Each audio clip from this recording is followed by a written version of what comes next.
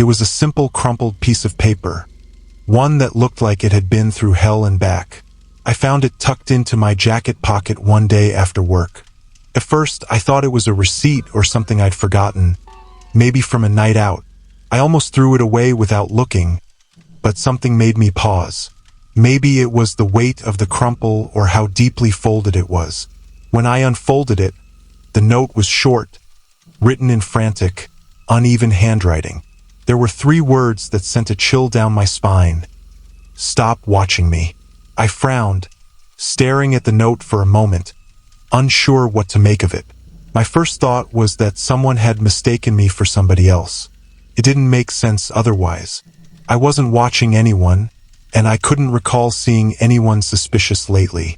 I stuffed the note back into my pocket, slightly unnerved, but convinced it was just a misunderstanding or some stupid prank. I tried to shrug it off, but something about the handwriting, the way the letters seemed shaky, almost panicked, lingered in my mind. The note wasn't long, but it felt desperate, like whoever wrote it was terrified. As I walked home from the subway, I kept turning the note over in my head. Was someone messing with me? A joke from a coworker? I considered asking around the office, but I couldn't imagine anyone taking the time to plant a random note in my jacket for a laugh. And how would they even get it into my pocket?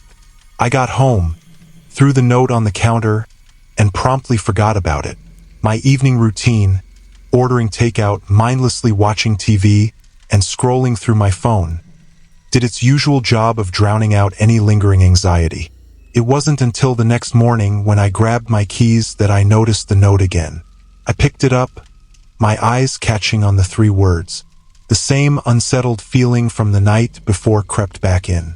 I almost left it behind, but something, curiosity, maybe, made me fold it back up and slip it into my pocket before I left for work. The day passed uneventfully, but I couldn't shake the uneasy feeling gnawing at me. By the time I left the office, the thought of the note had morphed into something bigger, something more insidious. I walked to the subway, keeping an eye on the people around me, scanning for anyone who seemed out of place. I didn't know what I was expecting to see, but part of me hoped I'd find someone who would explain the note, someone I could confront. But everyone looked normal, just people going about their day. I arrived home, dropped my keys on the counter, and, as I emptied my pockets, I pulled out the note again, now crumpled from being folded and refolded so many times. I was staring at it, trying to make sense of it when I heard a knock at the door. My heart skipped a beat. I wasn't expecting anyone. I live alone and I don't get visitors often, especially not at this time of night. I glanced at the clock, just past 9 p.m. The knock came again, more insistent this time. I crept to the door, peering through the peephole. My stomach dropped. There was no one there. I waited a few seconds, holding my breath, my pulse pounding in my ears. Slowly, I opened the door a crack and looked out into the hallway. Empty. For a long moment, I stood there, my mind racing. Maybe it was kids messing around or someone knocking on the wrong door. Still, something about it didn't feel right. I closed the door, double-checking the lock, and tried to shake off the creeping paranoia. I told myself it was nothing, just a coincidence. I went to bed, trying to ignore the crawling sensation on the back of my neck, the feeling that I was being watched. The next morning, another note appeared. This one was in my mailbox, folded neatly and placed between some junk mail and bills. I hesitated before opening it. The familiar sense of dread tightened in my chest. The handwriting was the same, frantic, shaky, but this time the message was different. You don't get it. Stop watching me. I stared at the note, my hands trembling. The words seemed more aggressive, more urgent. Whoever was writing these notes was serious, but I didn't know what they wanted or why they thought I was involved. I called a few friends that afternoon, casually bringing up the notes, hoping someone would laugh it off and tell me it was a joke. But everyone was just as confused as I was. I didn't tell them how scared I was, how this seemingly harmless prank was slowly gnawing at my nerves. I didn't want them to think I was overreacting, but something about this felt very, very wrong. That night, I couldn't sleep. I lay in bed, staring at the ceiling, my mind buzzing with thoughts of the notes. Who was leaving them? Why were they targeting me? I tried to remember if I had noticed anything strange lately, if I had seen anyone watching me, following me, but nothing came to mind. I had no idea where this was coming from. The next day, I found a third note. This time, it was taped to my front door, staring me in the face when I left for work in the morning. The handwriting was barely legible now, the letters jagged and slanted like they had been written in a rush. The message was short, but it sent a jolt of fear through me. I warned you. That was it. No explanation, no details, just a threat. I stood there, staring at the note, feeling exposed, vulnerable. Whoever this was, they were getting bolder. They knew where I lived, and they weren't afraid to come right up to my door. I spent the entire day at work in a daze, my mind preoccupied with the notes. I kept checking my phone, half expecting a text or a call from an unknown number. But there was nothing, just that same heavy silence, punctuated by the memory of those 3 words. I warned you. When I got home that evening, I did something I'd never done before. I checked every lock on every window and door in my apartment, twice. I even pulled the blinds closed, paranoid that someone might be watching from across the street. I sat on the couch, my heart racing, listening to every creak and groan the building made. I didn't find another note for a week. For a brief moment, I thought maybe it was over. Maybe whoever was leaving the notes had realized they had the wrong person, or maybe they had gotten bored.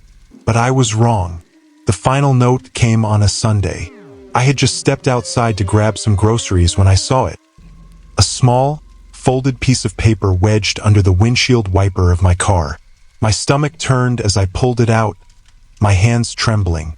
I unfolded it slowly, dreading what I was about to read. The handwriting was wild now, almost manic, as if the person had written it in a frenzy. The message was clear, terrifying in its simplicity. I'm coming for you. I felt a surge of panic, my breath catching in my throat. I looked around, half expecting to see someone watching me from the shadows, but the street was empty, silent. I hurried back to my apartment, locking the door behind me and pacing the floor, trying to figure out what to do. I wanted to call the police, but what would I tell them? That someone was leaving me notes? That I felt like I was being watched? It wasn't enough. They wouldn't take me seriously. As the hours dragged on, the fear gnawing at me grew stronger. Every little sound made me jump. Every creak of the floorboards set my heart racing. I couldn't focus on anything. Couldn't eat. Couldn't sleep. All I could think about was the note. I'm coming for you. That night, I lay in bed, wide awake, my body tense with fear. I kept telling myself it was just a prank, that nobody was actually coming for me. But deep down, I knew better. Around 3 a.m., I heard a sound, a faint scraping, like someone dragging something heavy across the floor. I froze, my breath catching in my throat. The sound was coming from outside my apartment door. Slowly, I crept out of bed, moving as quietly as I could. My heart was pounding so hard, I thought it might burst out of my chest. I pressed my ear to the door, listening. There it was again, scraping, soft but unmistakable, just outside. I backed away from the door, my mind racing. I grabbed my phone, dialing 911, but my hands were shaking so badly I almost dropped it. The operator answered, her voice calm and professional. I think someone's trying to break into my apartment, I whispered, my voice barely audible. She asked for my address, and I gave it to her, trying to keep my voice steady. She told me to stay calm, that the police were on their way. The scraping sound continued, growing louder. Then suddenly it stopped. I held my breath, waiting, listening for a long moment. There was nothing, just silence. And then a single heavy knock on the door. I stared at the door, my pulse racing, my mind screaming at me.